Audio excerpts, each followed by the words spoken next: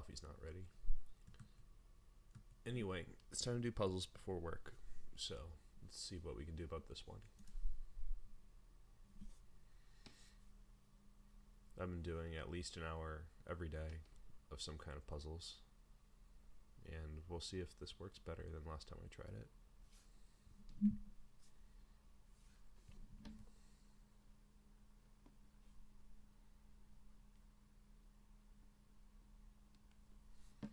A few players from the Coach Robert Discord server are playing their first tournaments this week, so good luck to those players. Hopefully you guys are feeling prepared.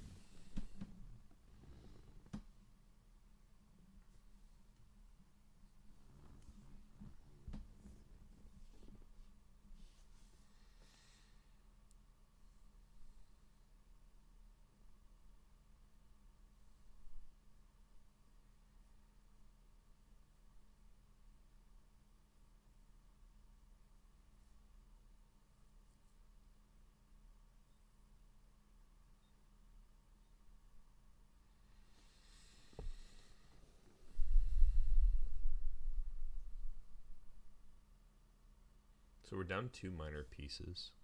I'm sorry, we're down, we're down 2 minor pieces.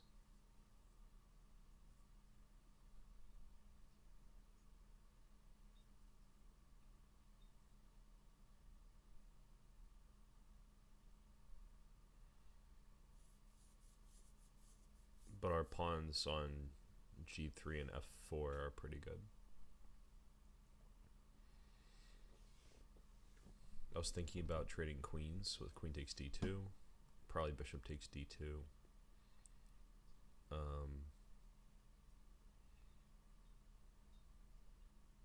F3, bishop takes h6, f2. But the problem is that like I'm down so much material that I think even if they play something like bishop to f4, it's unlikely that I'm going to survive to get a second queen, which is really what I need. Like, I could play g2, but then after knight e4 it's check, so white could take the pawn on f2, and then I don't have to worry about the pawn going to g1 as white. So I'm not totally convinced by this plan, even though it sort of seems obvious and good, potentially.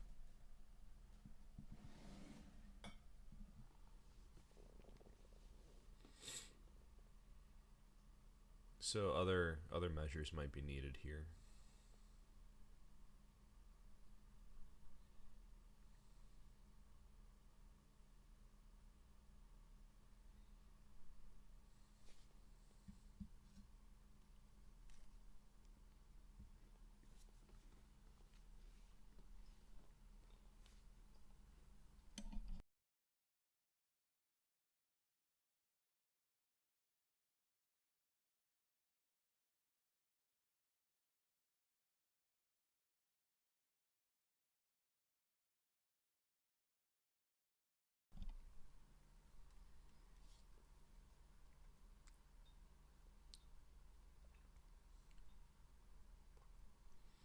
It's the first puzzle of the day, so I think I'm going to be kind of slow.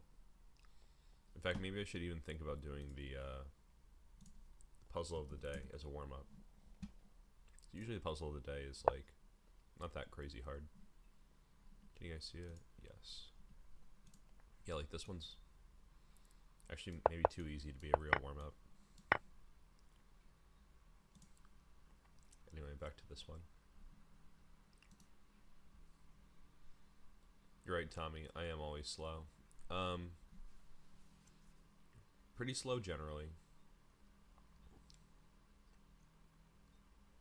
Especially slow when the puzzles are difficult.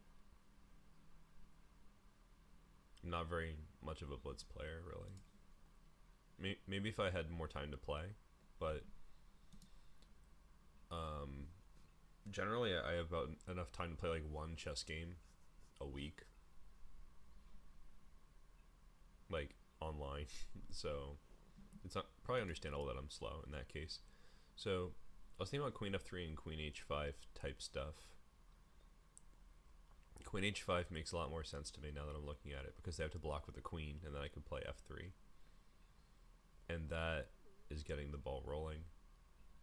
It's probably all I need to really see.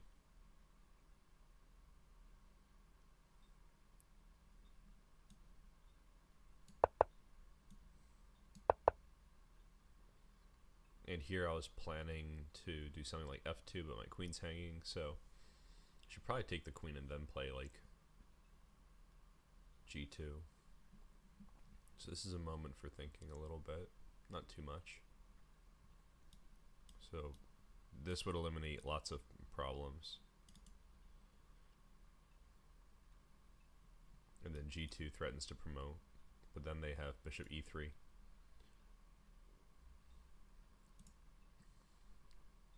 And I'm still down a lot of material, so I think I have to probably add the move knight g4.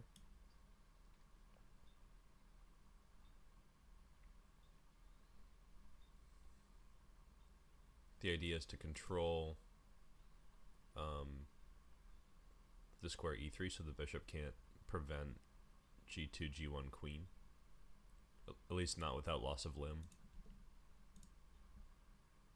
I don't mind backseating very much. I think it's okay.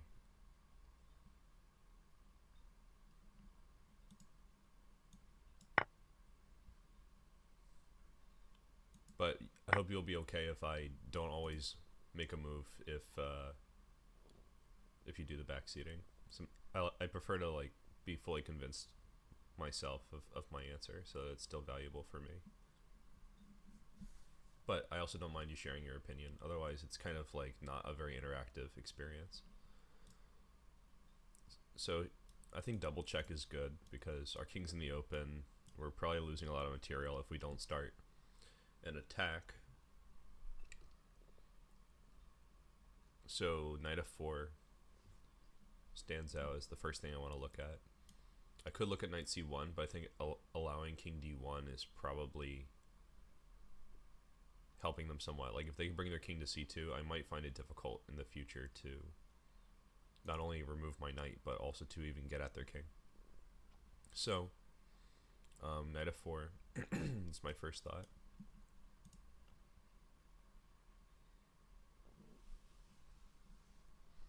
Yeah, whatever level your chess is at, you are free to share your mind or your opinions, your thoughts, whatever. I'm cool with all of that. It's whatever.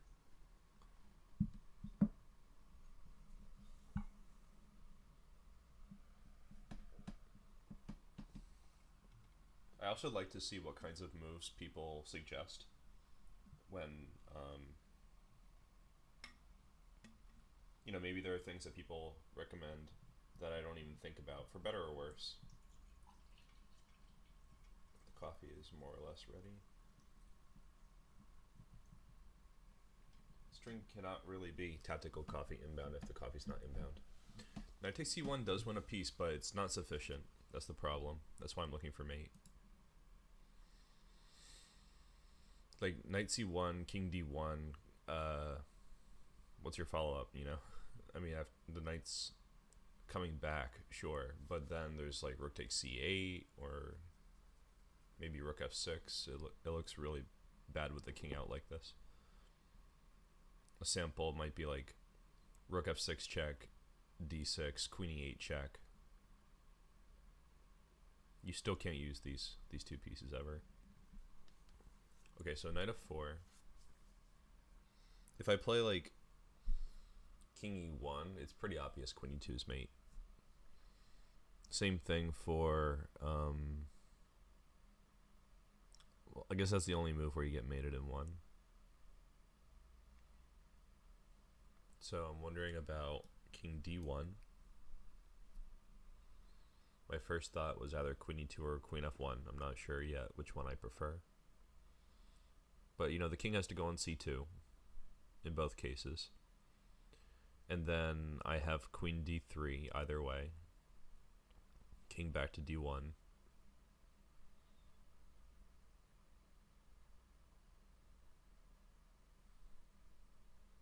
With a repetition. which might unfortunately be necessary. I'm not sure. Planet Chess Club, welcome. Good to see you. Looks like Wombat Horse is here too, although your name looks kind of funny through Discord. Welcome, Samantha.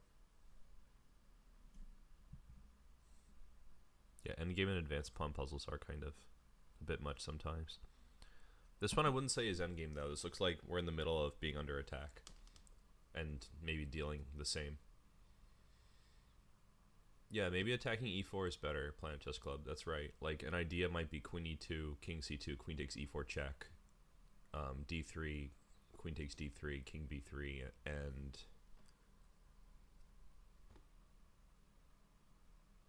maybe you can escape somehow with a little bit of recompense.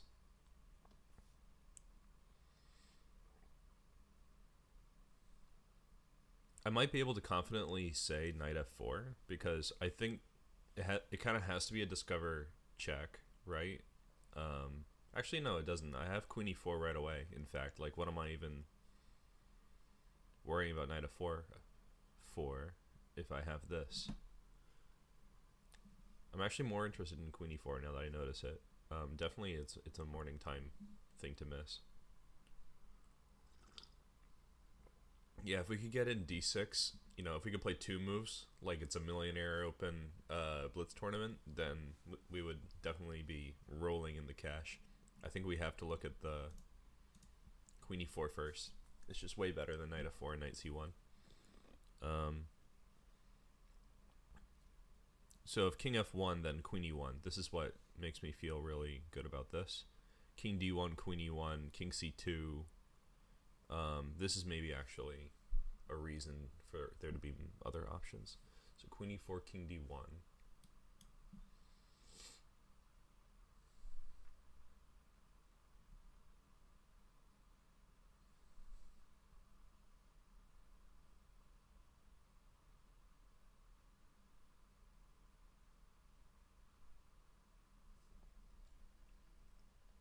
All right, I'm just going to look at this for a minute.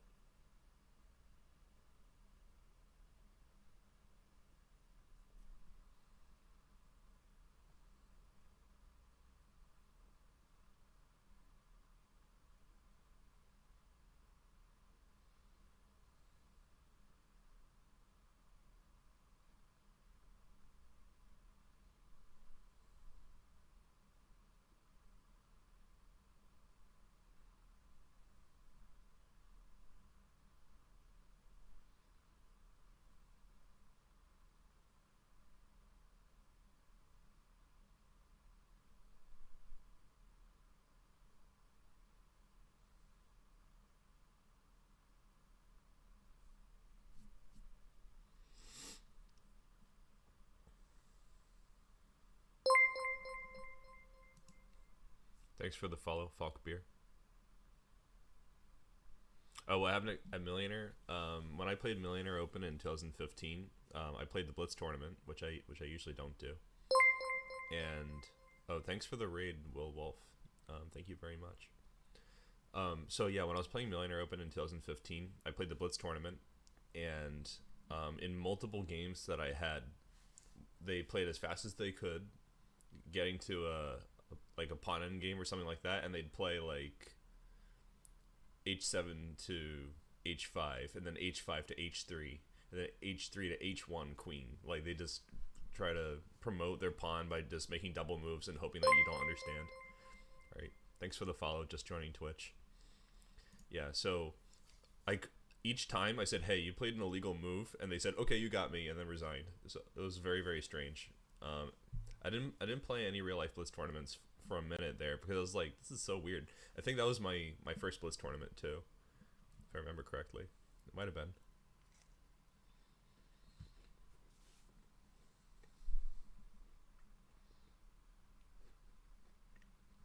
This is actually tricky. Like, how do we finish them off?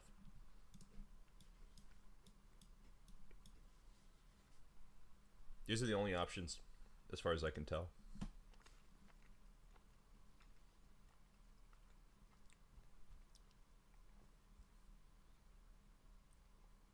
Maybe, no. It has to be double check, because our queen's hanging. I was trying to get creative here, and you know that's when you're gonna go wrong. It's when you get creative. Don't do that. Just kidding. You should be creative. Well, Wolf, what do you and your friend do when you get paired at tournaments? I have some similar practices occasionally, just to meme on being paired against someone that maybe is from like the same country as you, or like the same part of the country as you, someone you train with. Fuck beer, what do you see?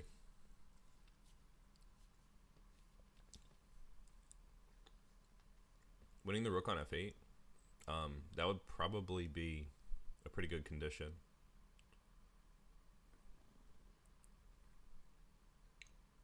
Actually, we also have queen takes g8 as a candidate move. I've been trying to like find a mate and it's not there, so we might need to open up the candidate search. Planet Chess Club has an interesting idea. Queen e4, king d1, and then an in-between move, d5. I think it should be d6, but like you might be onto something. Maybe d6.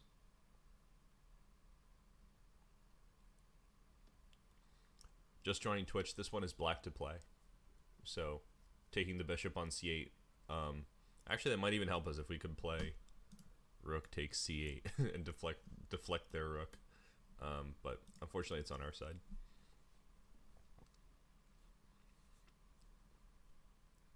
Wolf's anecdote is pretty funny, where they like switch the pieces. So I once saw somebody do that, but only one person was giving consent. The first person had blundered early in the game and was playing on in a sort of like very pathetically hopeless position. So his opponent, who was much higher rated, took all of his pieces and then set up his pieces on his opponent's side, and then started like pushing to promote. And every time he promoted, he'd sack the piece that he just promoted to. In the end, he checkmated him with just a rook. So there's some shenanigans at these chess tournaments. I think d6. Probably it's queen e4 and then d6. Now I'm just looking for any downside for d6. I think the idea here is that we're gonna force them to take on c8, but in the process we get knight f2 mate. This is the idea, which took a while to see. Now I'm just wondering, is there really a difference here? Just on principle, I want to play d6 to avoid rook f6 in case that's a useful move.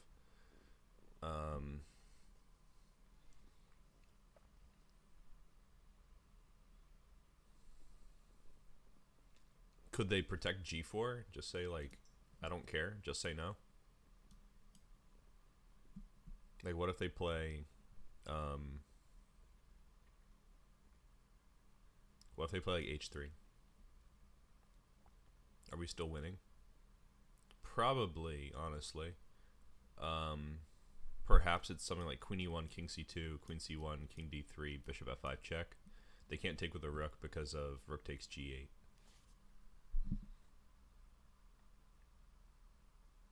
And they can't play king b3 because of bishop e6. I think that's it. Yeah, I think we're on the right track. I'm going to play it. Queen g3 was the other move that I thought made sense. But then I think we just have bishop g4 anyway. I'm just double checking everything because sometimes at the end, like after all the thinking, there's some kind of nonsense. If they block with the rook, I think we're still doing really well. Like white can't get their pieces out.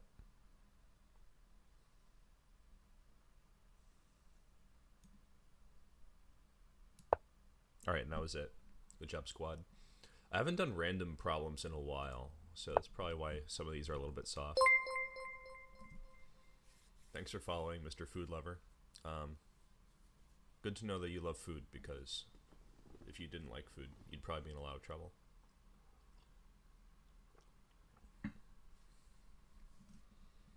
Alrighty, so that was good. And now we have this fantastic position. Obviously something that comes from the Roy Lopez exchange variation. You can tell from the doubled pawns. that this pawn structure definitely came out of the opening easy. This is a theoretical position, of course.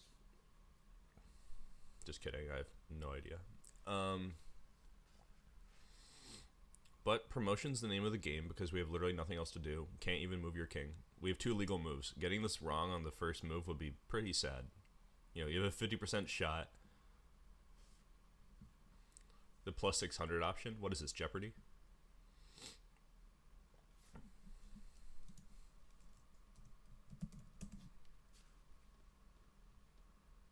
I'll have pawn promotion for 600, Alex.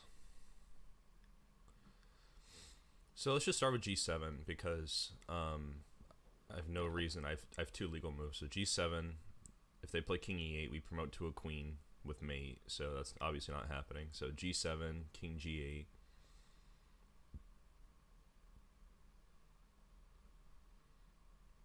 Even if they sack their rook for like 2 pawns, we should still be winning. Pawn G6 with an exclam according to just joining Twix. Jeez. Twitch. I was thinking King G6, but maybe Pawn G6. My issue with Pawn G6 is I'm not sure we have a threat. For instance, if they play Rook to A6, I think we are actually losing the pawn on G7. That's probably a big deal because they can establish some blockade, perhaps.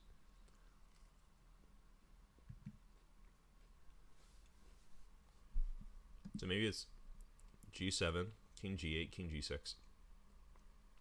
Idea is E7, and I want to block Rook A6 check with F6.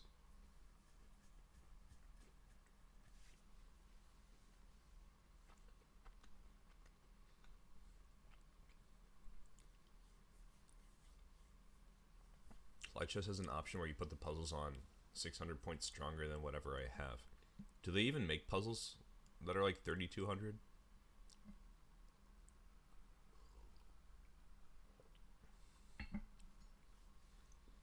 I only recently realized that you can see the rating of the puzzles, so I haven't been keeping track. I used to be like 2,700 on light chess when I was like very much tryharding. Yeah, I think it'd be miserable for you guys to watch me attempt a 3,200 puzzle. I remember having a puzzle with a rating like that on like chess.com or something, which ended in a misclick. I made a clip of that on YouTube if you want to see it. It's kind of funny. Actually, the study position's good too. But I'm not sure they have that on light chess. I think it caps out somewhere reasonable. Because they use the rating equation for it. Anyway, so I think it's probably King G6. I'm still not sure what they're going to do about that. I think that's probably my solid answer. Because after... Oh, man. It's so bad. Alright, we gotta see why. Why it's this one.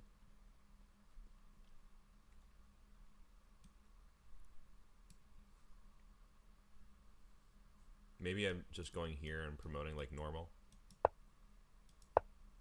Okay, I don't understand this still. So I was thinking this. If they go here, they lose, so they go here. We do this.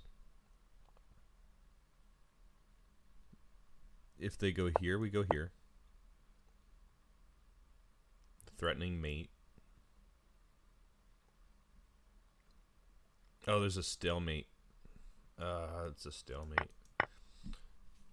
That's the idea. That's obnoxious. I didn't look for that idea. That's why that happened. Sad. Truly sad. I think that was the right setup though, because if you play G6 here, I think after Rook A6 you might be in some trouble. Let's check the engine real quick. Draw. Yeah. Okay. Anyway, that's fine. We're still warming up today. It's like the third puzzle today. They're doing some stalemate tricks on move 3. I can live with that. For now. I'm hiding my tears.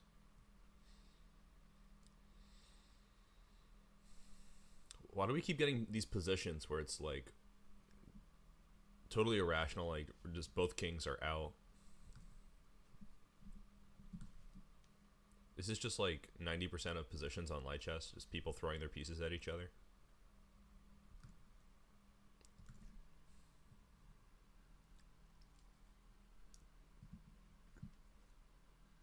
It'd be funny if I said that and then this was from my own game. Whoops.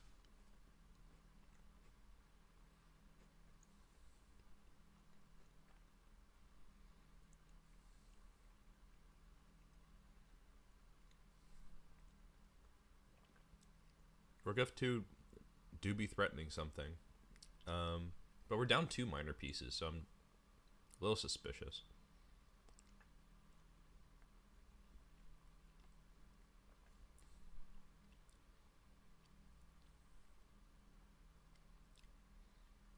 For instance, why should it be Rook F2 instead of Rook F1? Maybe Rook F1. I think realistically we're not getting Rook A7 check. Rook AE1, I think there's Knight F6, and like the game goes on, which is obnoxious. Yeah, they lose a rook, but they're already up 2 pieces, so I think they just want to maintain control.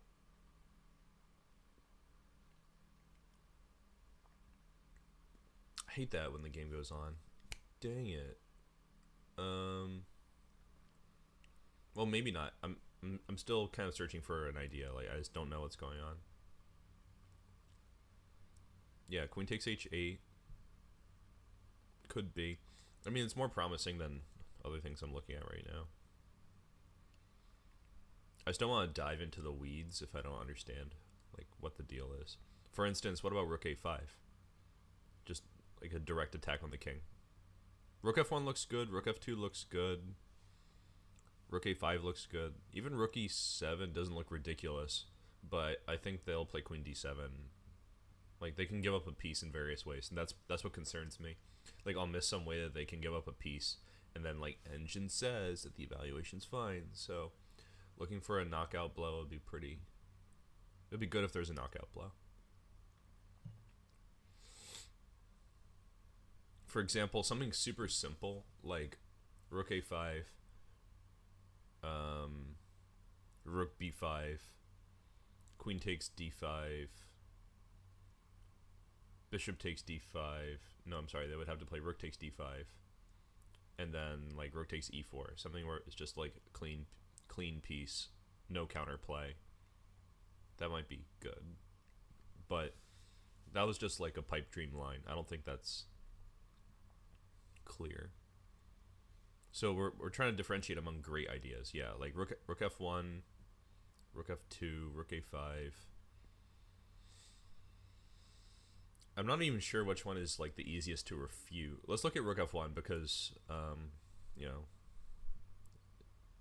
Well, first of all, what is Rook F1 even threatening? Let's say that we get 2 moves in a row. We play Rook F1, and then Queen F8. I guess Queen F8 was our idea. King D7, Rook F7 check, King C6. And I'm just in my mind, I'm going to consider that the rook could be on either A1 or E2. Still, like one of these rooks is left behind. So we don't know which rook we used to do this. It could be on F2 or F1, and the other one's on either A1 or E2.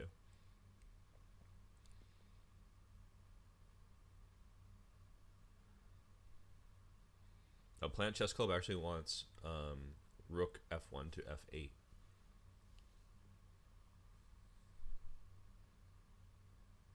Rook F1, Bishop D3 looks pretty materialistic.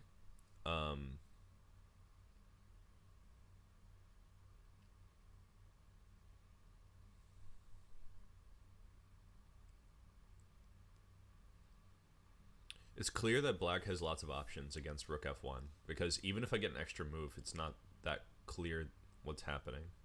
Yeah, it's good to see some more ideas. I always like to do an idea search. Sometimes it takes me a long time, though, which I find regrettable. So, today I was actually hoping to do something a little bit different, but at the same time, I think it's nicer when people are watching to discuss the ideas.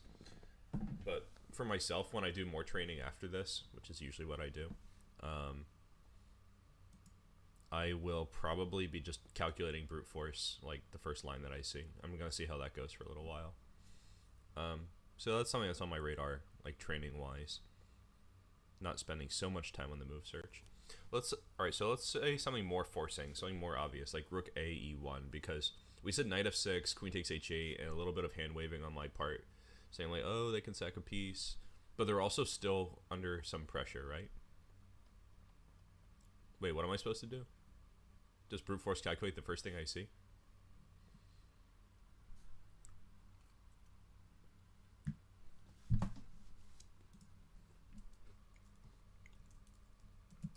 I usually do some like subconscious level calculation, and if it's not immediately obvious, I go to the big broad search.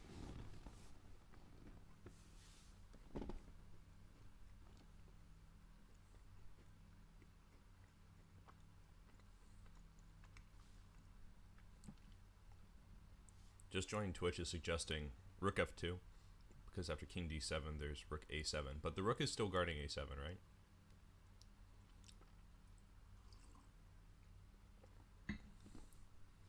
I think calculating variations is sometimes overrated. Alright, so let's say rook ae1. I'm just going to stare at this for a bit. Is there a move that they have besides knight f6?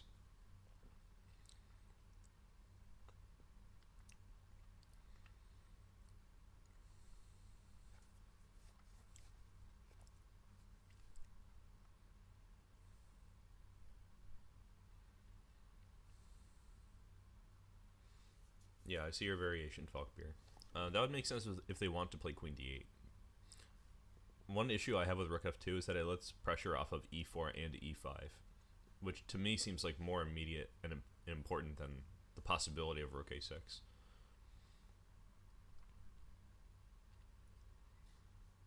Plant Chess Club, is it terrible that I read your comment h7 is connected to e4 and the like hip bone's connected to the leg bone kind of tone? You know that song, right? There's no way you don't.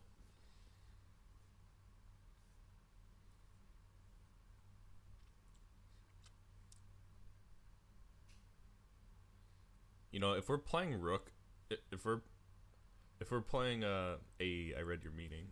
I think if we're playing with like this extra rook on h8, you know, like we just take it and they're playing two minor pieces against rook. If we still have this pressure on the bishop, I'm not sure they're really going to consolidate. I was just feeling this out. It took me a while, but I think it's going to be very hard for them to move the bishop without allowing rook takes e5 under fatal circumstances. In the meanwhile, after queen takes h8, the move queen g7 check is a serious threat. It's hard for them to move. So I actually kind of like rook a e1.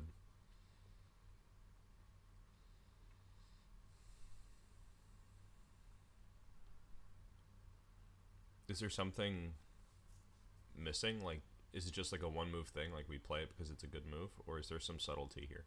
Like, what are they really going to play? We're threatening to take this bishop. Knight f6 is the only move that I thought made sense, but it just gives the rook. And then it's tactics McGee, like all the way. You know, like what Plant Chess Club was saying, that there could be something with h7. For example, you could play rook e4, knight e4, queen h7, and pick up a piece on e4.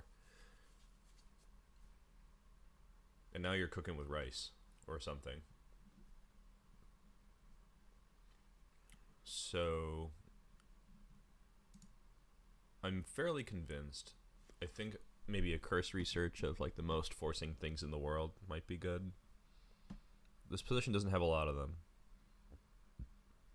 There could be a deep idea lurking, but I also, even though my queen is in a precarious situation, I also prefer that it puts pressure on all the pieces.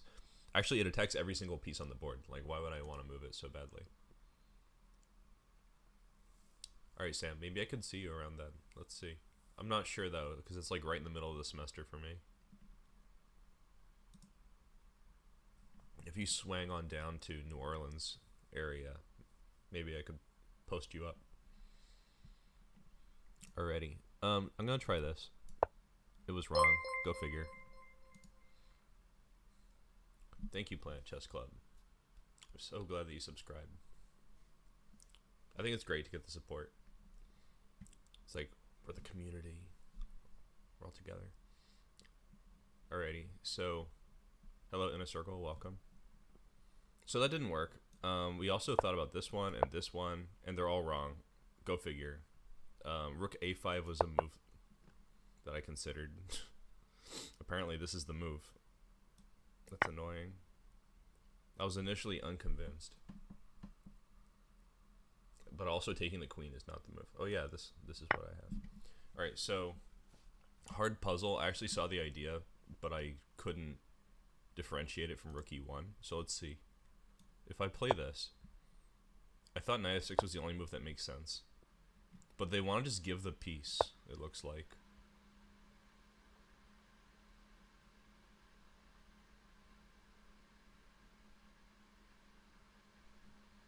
Yeah, it gives a line like queen a7, queen d7, takes, and just wants to give it up. Which is what I suspected, that like they're gonna just give up a piece in some suspicious way, and I wasn't gonna get it. So go figure. But this appears to have more oomph. The rook b5 line is probably the same as what I suggested. So let's say they just develop a piece here. Then there's queen h8 for real. And if they back it up, like maybe this, then it's a double attack, where we can keep the pieces on. Even when I'm looking at this with the engine running, it's not like super obvious.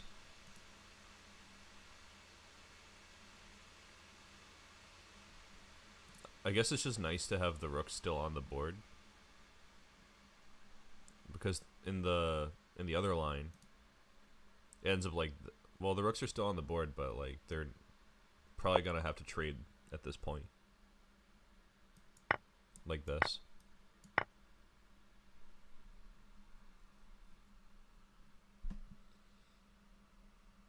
So what's important about this main line? What makes this right? I think knight f6 is a kind of crazy move, so let's look at this one a little bit more.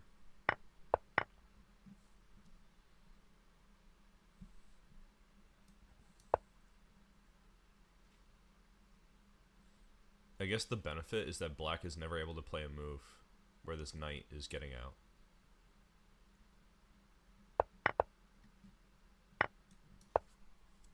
Let's test that a little bit. So let's say we go here. Yeah, I guess it's just like white has an enduring initiative because the knight never moves. And the line that I picked, it was probably a priority to make sure that this knight never gets out.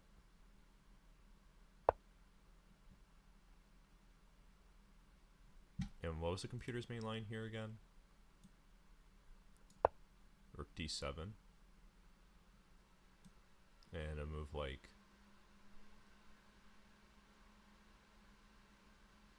It doesn't mind trading because the knight easily gets out. But then here... This is hard to see. It says like queen c6, rook d8, knight f6, these kinds of moves. Apparently even knight f6 is completely winning. Which is something I was worried about in the other line. And it turns out it's winning for white. This is just very, very hard to see. I don't understand.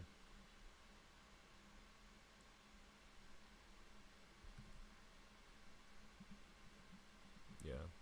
You know, I should save this one for later. Come look at this again. I'm gonna post this on my Discord real quick.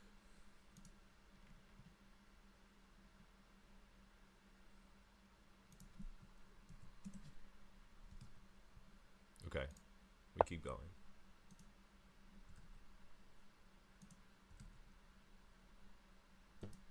This was not a good little run here. That's okay.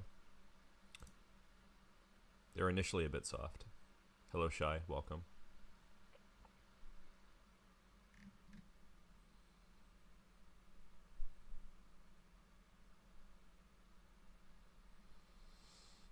Every single position is the same. It's like my king's in a weird spot, their king's in a weird spot. Find a tactic. Rook g7. Let's see, king g7, queen e5. Could be something like that.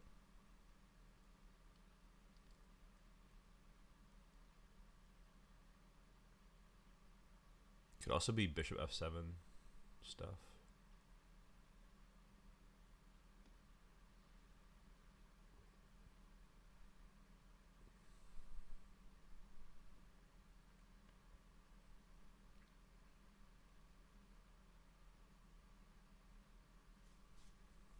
Falkbeer has a suggestion that light chess puzzles are harder than chess.com puzzles.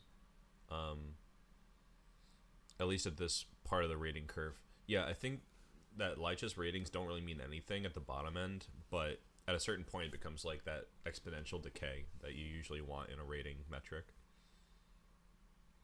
Yeah, Anand, I just saw the same line. Rook g7, king g7, queen e5. And what I was trying to figure out is what happens after king g8, because our king is also very oddly placed.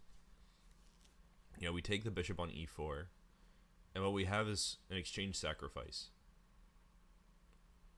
Just queen e5, they'll play... Actually, they can't play bishop g6, so they'll probably play... Let's see. They don't have any move that defends. I think it's just queen e5. Yeah, there's no need to really look at rook g7 so much. I almost played it just now. Like, I was going to go draw an arrow. I almost grabbed it. Whoops. Is there a counterplay here, though? Let's say bishop d3. Like, we take. They play bishop d3. Take. And then... rook c1, maybe? Take, take. King g2.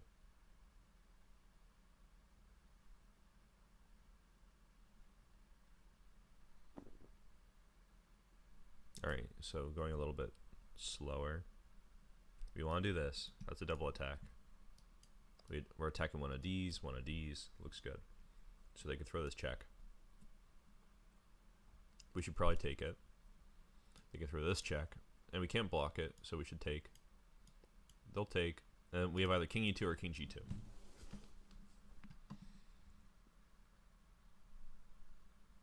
King e2 runs into queen g1, so king g2 was my main choice.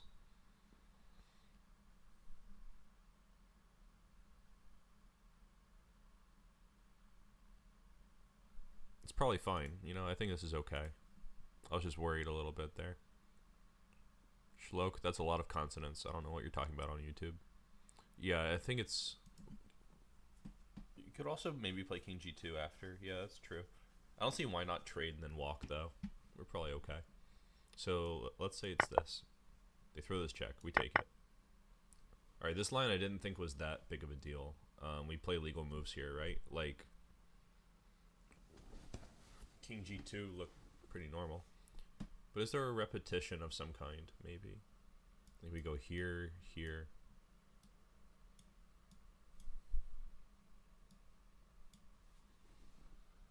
This also looks fine. We're just piece up, right? Piece up.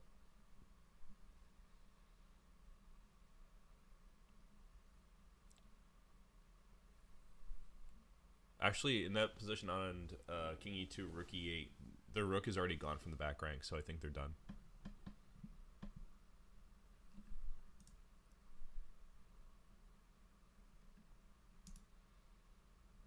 Queen h5 check? I think I missed it. I don't see it anywhere. Why not queen e2? Yeah, we could maybe also queen e2. Here I'm just not sure. You know, like, we have three options. They all look very reasonable. I'm not really sure why it's asking us to make a move. That's often why I'm going very slowly in these puzzles. Because, like, a lot of the time, it seems like the position should play itself, and then it's still asking, which means that there's only one move that makes sense. Queen e2, queen h3 check. Yeah, that makes sense. I don't see any reason to allow that kind of counterplay. So that's why I was going in the direction of, like, king g2 or king e1. King e1 also doesn't make a lot of sense to me. So I think here it has to be king g2. Alright, so there it is. Sometimes I think I'm a little bit paranoid from solving these puzzles, where it's like, like way overthinking, just because they sometimes do some tricky stuff, but you know, sometimes it's easier than it looks. King E1's definitely bad. Yeah. All right, here's the next one. I'm looking at the clock, and unfortunately, I'm gonna have to go to work in like 10 minutes. Sad, but it's been good so far. A lot of people chatting today. Really nice. Good way to start things.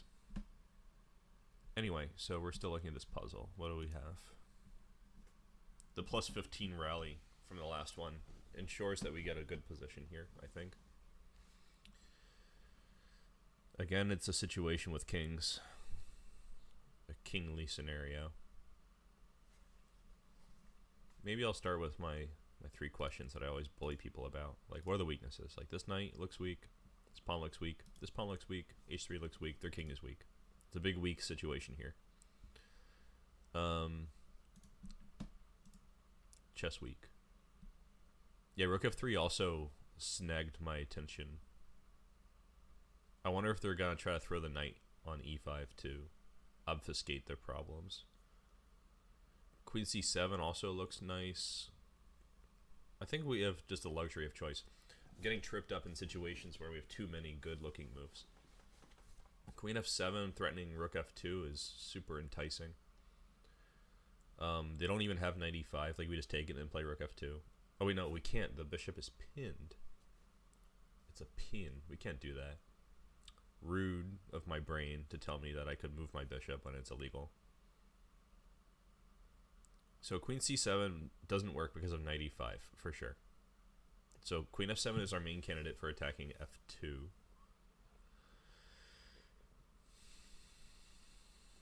I wonder. Yeah, okay. We don't want to take on c4 right away because it's check. So we're honing in on the source, the secret sauce, as it were. There's also maybe just straight up bishop h3 type stuff. But let's see queen f7. What's gonna happen here?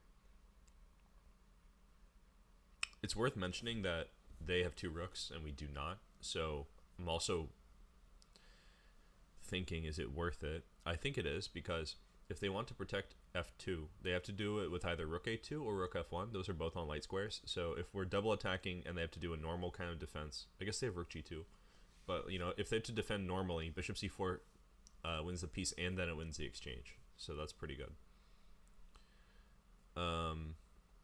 Yeah, knight e5 is not that scary. I agree with you guys. Simultaneously on Twitch and YouTube telling me what's going on with that. I think that rook g2 is probably the main move after queen f7. Because that's the main move that doesn't like blunder anything except the knight. So probably bishop c4 is pretty clean if I had to guess. They have to move the queen, then we can do what we want on the next move. I don't see a dangerous queen move.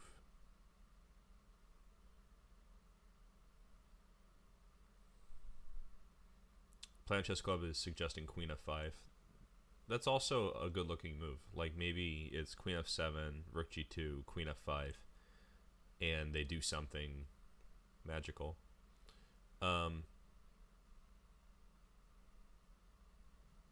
We got options after queen f7.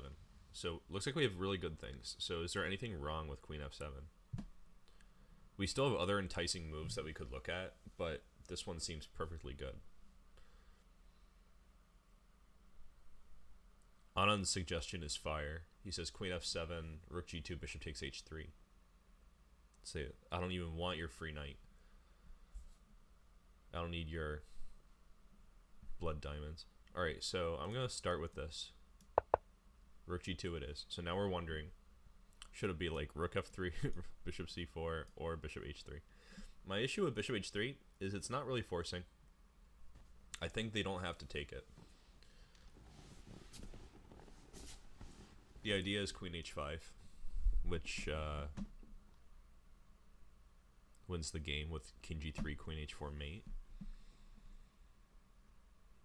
At least it's not clearer to me than like bishop c4, because you could take on h3 and they could play like rook a g1 for instance, and just play on losing only in exchange.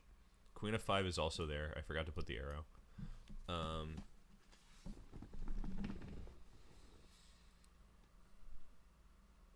But queen f5 burns bridges with bishop c4. I think they might play king g1 or king to yeah, probably king g1. I think we should just take this knight and see what happens, because we could always come back and threaten the same thing again. And that's the answer. I think we see a lot of great things to do on move 4 for this position. All right. G3. Let me just stare at this for a minute, awkwardly.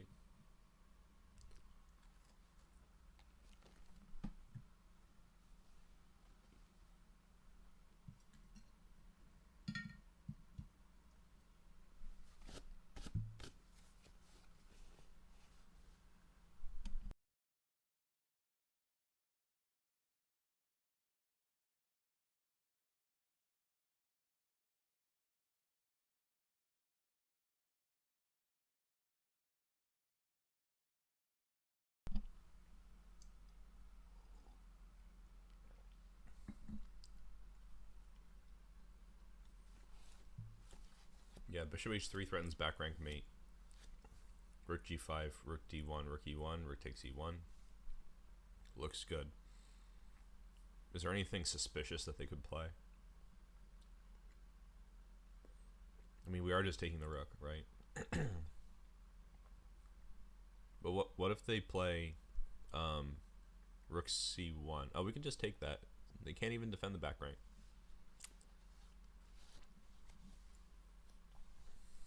Rook ec2 makes more sense. But then we can still take the rook on c5.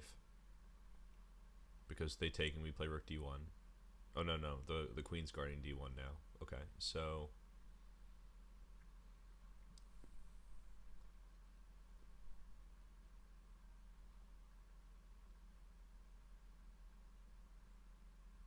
And we're still down in exchange, so we have to be cautious. I think this bishop h3 idea is really good, and we should probably work on it. But bishop e4 is definitely a follow-up idea. Yo, you guys are on 2 different platforms. Anand and Plant Chess Club, you guys are like on the same wave. Every time like one of you guys saying something, the other person's saying it right after.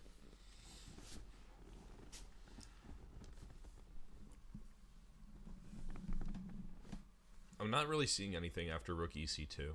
Like, it's tempting, but maybe.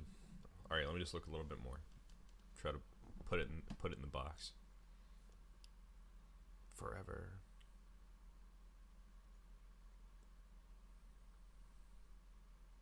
I mean, we need to get rook d1 in to make bishop h3 make sense, right?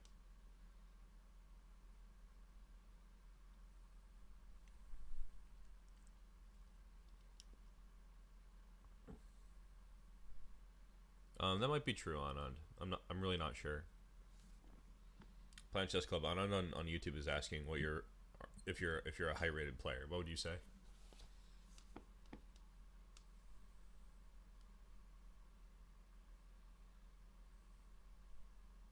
Rook ec2 and then queen d2. I thought of it, but like, what does it do? Like, when they take it, we actually can't do anything. Yeah.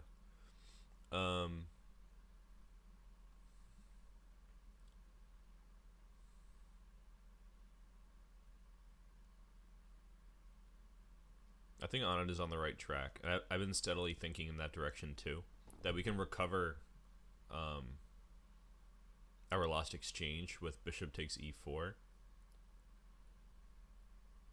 The thing is, they're not going to play rook takes g5.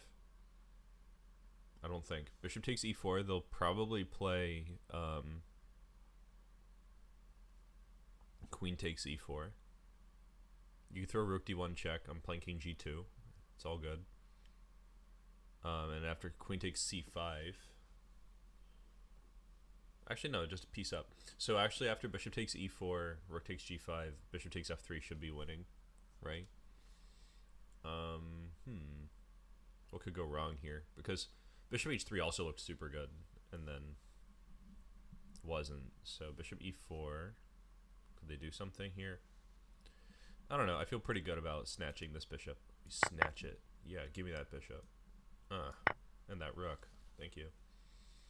Okay. This was a solid run. I think I have to go to a different kind of run to work now, which is obnoxious, but you know, that's life. That's what all the people say. So I have to do that now. Sad.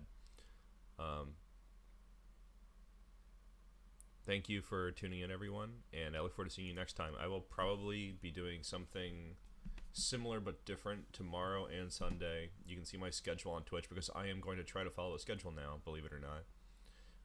I've been just streaming whenever I could for a while, but did I get my PhD? Not yet, dude. It's gonna take a while. I was like just starting when I started streaming a lot. So right now I am starting my 3rd year in September, and you know, that's where I'm at. I've published one paper, but it doesn't have since I started, but it doesn't have anything to do with my dissertation. So you guys will have to stay tuned if you want to know more about ocean atmosphere interactions. Welcome, Shriram. Unfortunately, you're just catching us at the tail end. I have to go to work, do real life things. All right. Well, take care, everyone. Hope that you guys can tune in next time I have a scheduled stream, and maybe we can do some more tactics like this again. See you.